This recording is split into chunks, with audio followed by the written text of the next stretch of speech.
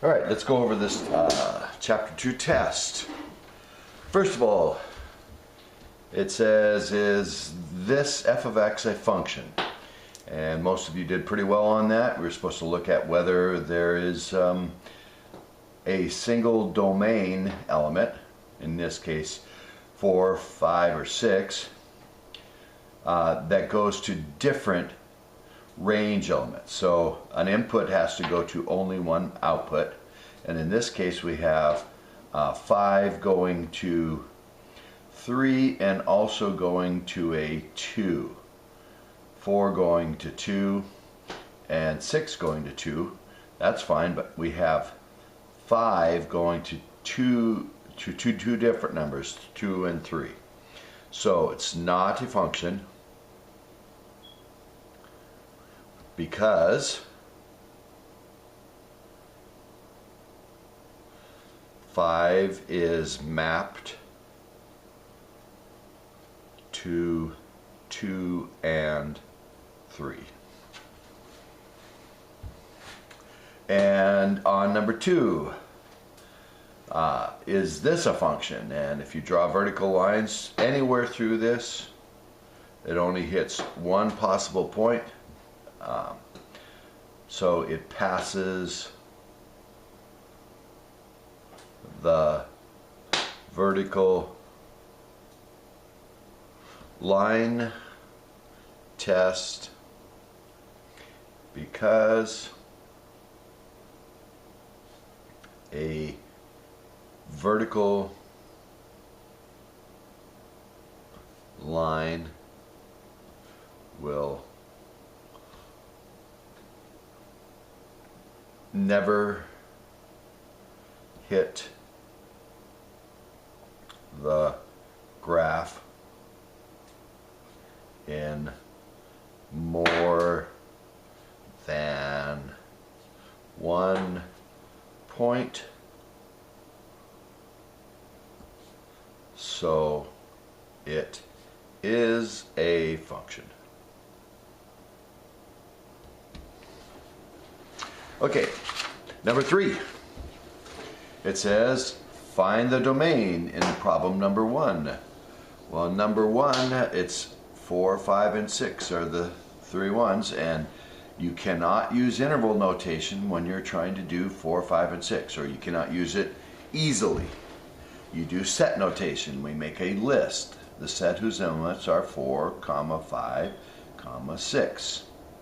You can't say from 4 to 6 because that would include all the numbers between 4 and 5 and between 5 and 6, and they're not included, only 4, 5, and 6.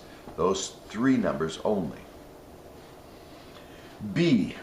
Several people understood it had to do something with this. 4 minus x, the stuff underneath the square root, cannot be negative. It has to be positive or greater than 0 and possibly equal to 0. And you needed to solve this, and so if you subtract 4 from both sides, you get the negative stays there on the x greater than or equal to, subtracting 4 from both sides, greater than or equal to negative 4. And then if you divide or multiply by a negative 1, you would get x and a positive 4, but since you're multiplying or dividing by a negative, it flips the sign. So the numbers have to be less than or equal to 4. That would be from negative infinity up to 4. And we can include 4 because 0 is okay.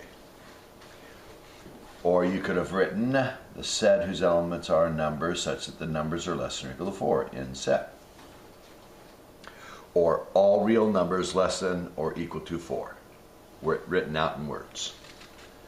C. The only problem with a fraction is you cannot divide by 0.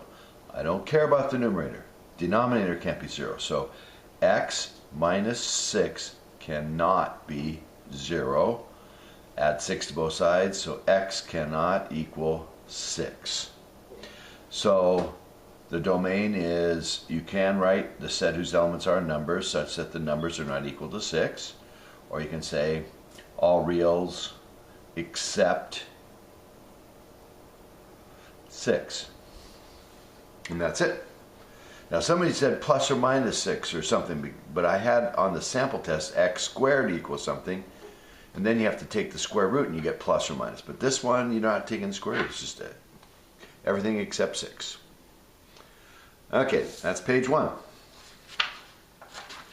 Page 2. A lot of people had trouble with this one, and I had several people tell me, oh, this is the easy one, I'm going to do well on it. Well, I switched it from domain to range, and people still insisted on giving me domain, from where to where. But range is from below to the top, and so it starts at -5, and it can include -5. It goes right up to -5, so it's a square bracket. Up to the highest is 7, and it doesn't include 7, or 6.9, something like that. I'm going to put 7, open paren. It doesn't include it because of the circle, wherever that's at. Find the intercepts. Some people found just one, but there are 2 of them. In the x-intercept is, and the intercepts are points, so it should be written as a point. -1.6 or so, and the y-coordinate is 0. And the other one is at -3.7 maybe, or -3.6. But that's when x is 0, so it's 0, -3.7. X-intercept and y-intercept, and that's the only intercepts on this one. M of 3, that's not slope m, this graph is called m also, the function m, and at 3 it's down at -4.9 or -5, and you only give me, this says, what's the y value when x is 3? So you give me just the y value. The next one says, what's the y value when x is -7? So if you go to -7, the y value is 6. Find the local maximum. So that would be any place where hot air would get trapped. It's rising. Well, it's not trapped here, but it is trapped over here, and it's trapped at about -1. Local minimum, that's where water would puddle. Where's the bottom of the puddle? Well, there's a bottom at -5, and that's the only place there would be a puddling. Absolute maximum, that's the very highest place if it's defined. This keeps going up and up and up until it disappears, so there is none, because of the hole at the place where it would be. Absolute minimum, that's going down and down and down until we find the lowest place, and that's at -5. Should be the same number as the local minimum on this case. Intervals of increasing. Several people had trouble with this. We always talk about this in terms of the x, and you never include the ends. So it's open paren. At -10, it's increasing all the way up till about -5.7 or 8. -10 up to -5.7 or so. Open paren. Never include it. Even if that was a solid dot, you wouldn't include it. Union. Next place it increases, it starts increasing at about 2.5 in the x. We always look at these intervals. You have to say it as an interval, because I asked for an interval. From the interval where x is positive 2.5 up to about 7, 6.897, somewhere in there. And you don't include where it's changing. Okay, number 5.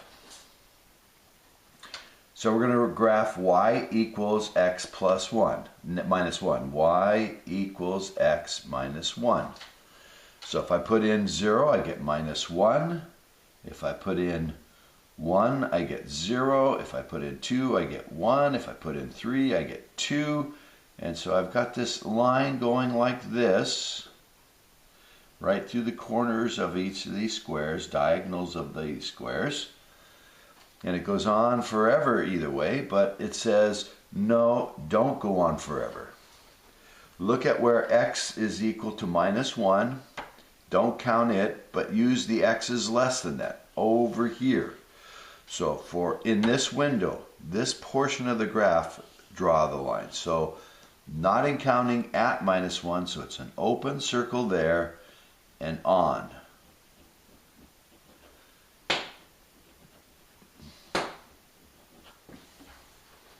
Now let's do the other one. Y equals 0.5x. So if x was 0, y would be 0. If x was 2, y would be 1. If x was 4, y would be 2. I'm picking numbers that are easy to take half of. And so that line looks like this. Going through the corners every 2 squares. But it says we only have the window, the domain, from -1 to 5. From -1, which would be right here, and it's a solid because it says equal to, and it also says equal to 5, so it'd be a solid dot on where this line reaches x of 5, and every place in between. So there's the graph. And the only one of these lines that touches any axis is at the point 0, 0. So the only intercept on this is 0, 0. It says, find the y value when x is -3. Well, -3 takes us down to -4. Just -4. It says, find the y value when x is -3. Now we can also do it by looking up here, -3 is between, is less than -1, and so we put in -3 minus 1, which is -4. And then we can do z of 6. 6 is not between these numbers, it's not between these numbers. There's no graph out here at 6, it is not drawn, so it's undefined. There isn't a solution, we're not solving anything.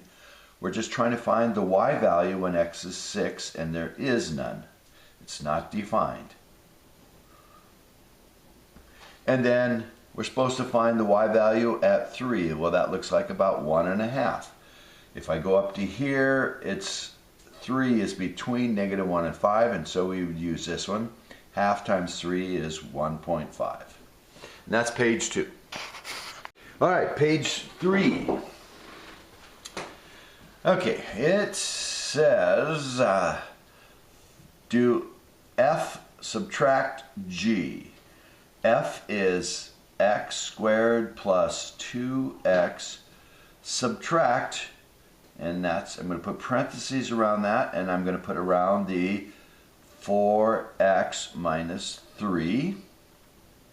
And I put parentheses because it says subtract all of that, which means I have to distribute the minus on this. There's nothing to just distribute there, so I can drop the parentheses. I get x squared plus 2x minus 4x, and minus a minus 3 is plus 3. And then if I combine the like terms, I get x squared minus 2x plus 3.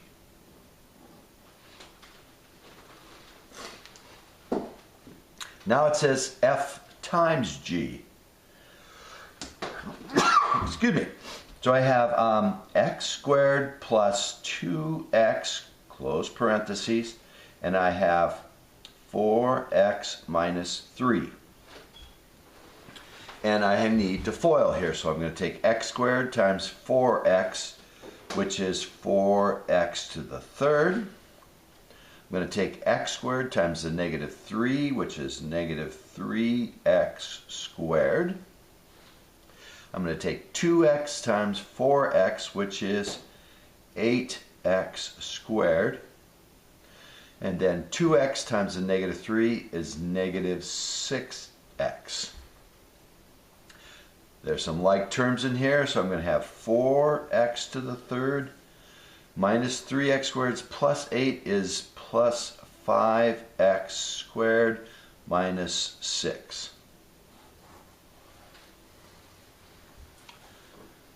Next problem. And so many people get this confused. We're not putting this f in place of the x. We're putting x plus h in place of the x's in f. So f has an x squared plus 2 times x. That's what f looks like, but we're putting x plus h in place of the x's, so it's x plus h, x plus h. We're putting x plus h's in for the x's, not x squared plus 2x in place of the x's. Get the substitution in the right direction. Minus, and now I'm subtracting something, so I'm going to put parentheses around it. And f was, it's not g here, it says x squared plus 2x. All over h. And x plus h squared. X plus h times x plus h. That's what squared means. So we get x squared plus xh plus xh plus h squared. That's x squared plus 2xh's plus h squared plus 2x plus 2h minus x squared minus a plus 2x, which is minus 2x, all over h. And I have a plus x squared and a minus x squared, a plus 2x and a minus 2x, and so I'm going to have 2xh plus h squared minus a plus 2h over h. An h factors out, and I get h times 2x. H times 2x is 2xh. H times h is h squared. And then h times 2 is 2h.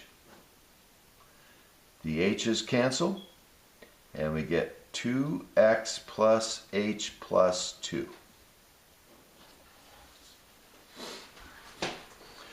All right. This does not say f divided by g times 3. It says f divided by g with 3 plugged in for the x's. So f, which is x squared plus 2x, and we're supposed to put in 3's, over g divided by g, and that's 4x minus 3, and we're supposed to put in 3 for the x's. So we get 9 plus 6 over 12 minus 3, which is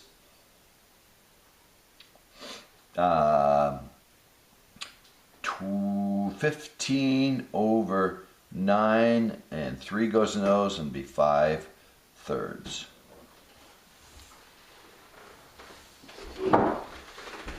Okay. 7a, parent function is y equals x squared. So if I make my axes and I label units on there, 2 and 2, 0 squared is 0, 1 squared is 1, 2 squared is 4. I want to see those 5 points on a parabola drawn correctly in the right places. So your parabola should look something like that. Now, let's get them in order here. So if we work on the inside stuff, it always works in reverse of our order of operations. So the multiplication, which according to order of operations should happen first, will happen last, and the subtract 1 we're going to take care of first. So the minus 1 moves it, and it always does opposite. So minus 1, you would think it, and inside works horizontally, so you would think it would move it minus 1, but it moves it plus 1.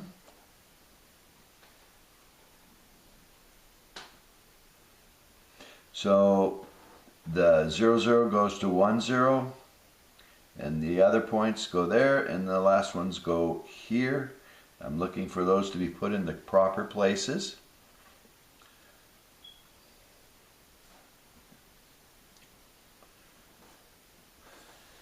I've got units, and it moves it right 1. Now the other thing that's inside is the times 2. And you'd think that would make it, it's inside, so twice as wide, work horizontally, but it makes it half as wide. Half as far from the y-axis, I should say.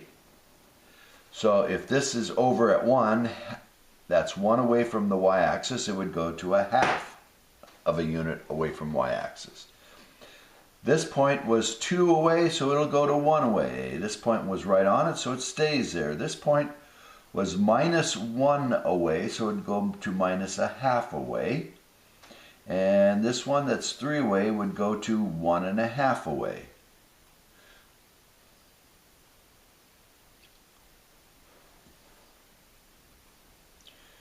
So that's squeezing, and that's a horizontal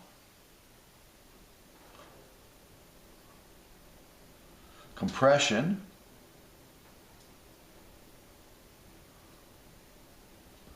by 2. Put some units on here. 2 and 2.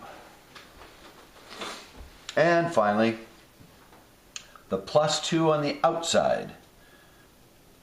+2 on the outside, that's going to work vertically. Adding 2 just moves it up 2. So that'll move this point at a half 0 up to half 2. And the points at 1, 1, 1 would go to 3, 1 up 2. And 0, 1 would go to 0, 3. And the other ones, 1, 2, 3, 4 would be up here at 1 1/2, 7, and minus half 7.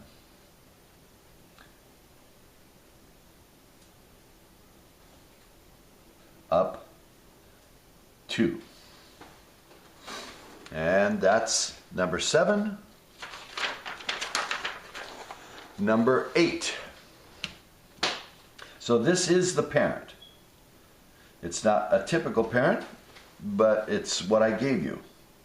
And we have y equals 3, which is on the outside of f, and on the inside is x plus 1.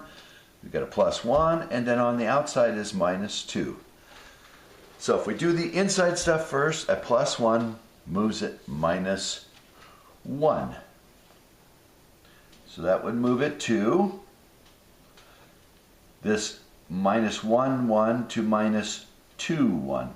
Moved it over 1. This minus 3, minus 1 would go to minus 4, minus 1. And the 1 over here at 2, 1 would go to 1, 1.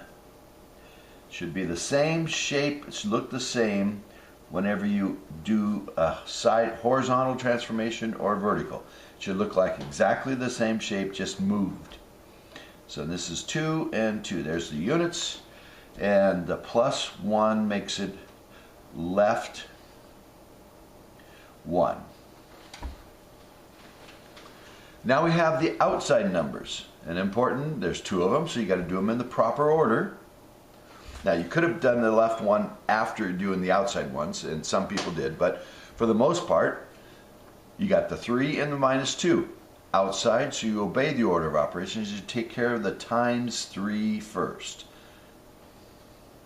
So a times 3 moves it not 3 units. It's not moving up or down, and it's not adding 3 units. It's multiplying how far away it is from the x-axis by 3. So this point back here at minus 4, minus 1 is 1 down from the x-axis. Multiply that by 3 and it becomes down 3. Negative 1 times 3 is negative 3. At 2, negative 2, 1, it's 1 up, so take 1 times 3 and it goes up to 1, 3. Get the axis on here. And this point at 1, 1 will go up, it's 1 up, and so times 3 it'll be 3 up. So it should look like that. And that's a vertical stretch by 3. And then we finally have minus 2, so we got to take this whole curve down 2 units. So if I leave my axis where they are, this negative 4, negative 3 would go to negative 4, negative 5. The minus 2, 3 goes to minus 2, down 2 is be at 1. And the 1, 3 would go to 1, 1.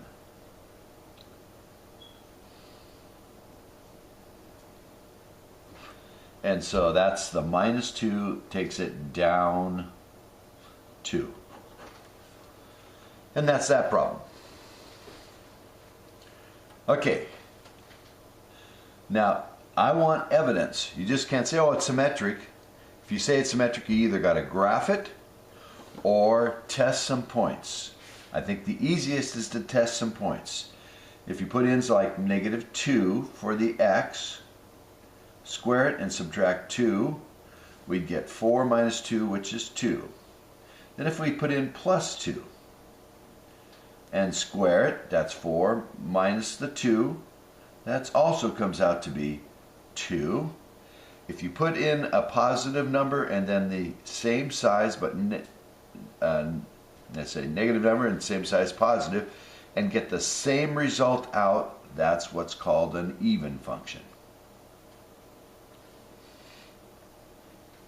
So let's put in minus 2 into this absolute value.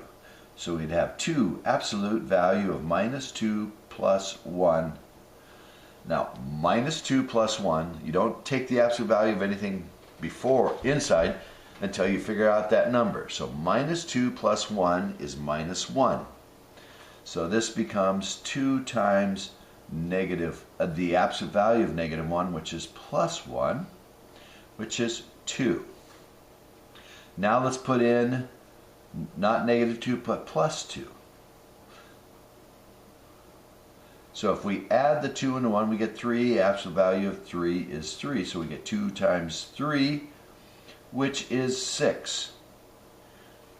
So we didn't even get the same size number, let alone the same sign or opposite signs. And when you don't get the same number, it's neither.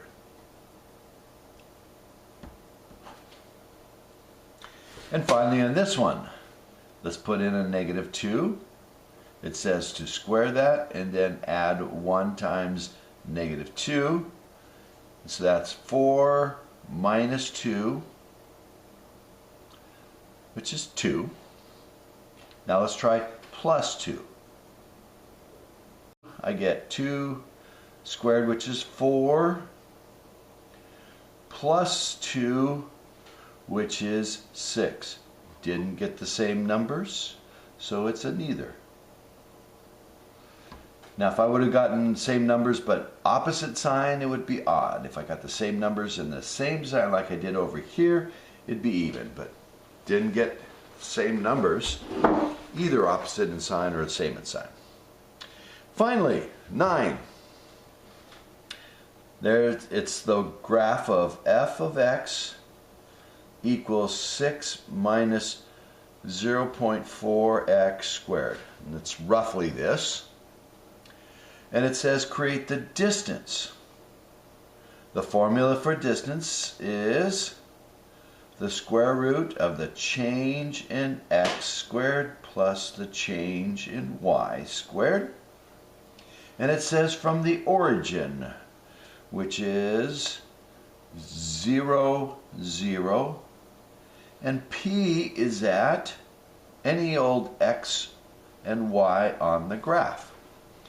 So the distance between these two, since P can move, you can't say it's 2.3 or whatever it looks like. So the change in x would be x2 minus x1, that's x minus 0, which is just x squared. And the change in y would be y minus 0, and that squared would be just y squared.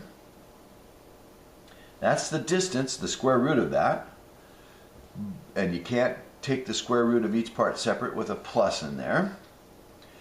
But this is not a function of x, and they want the distance as a function of x, so I'm changing it to capital D because they wrote that. I should put D's here, capital D's.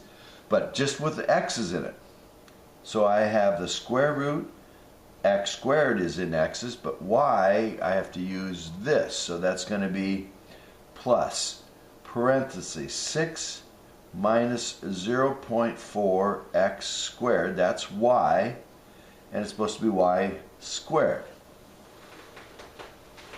Then it says find out what y makes that the shortest distance. So you pull out your calculator, type this equation in, and that's x squared minus 6 minus 0.4 x squared squared to the 0.5 square root. So I got to get rid of that and go up here and put insert the square root, and I think that will delete this one. X squared plus 6 minus 0.4 x squared squared, close parenthesis.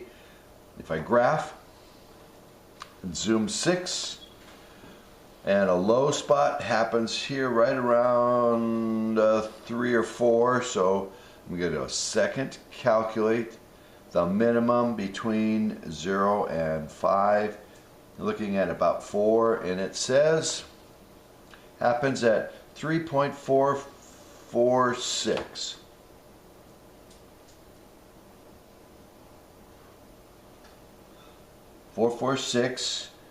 Approximately. It says the area actually is, or the distance at that point is 3.566. But I didn't ask for the distance, I asked for the x value in the first quadrant that gives you that minimum distance. So it's supposed to do just the one over here, not the one over here. And that's that test.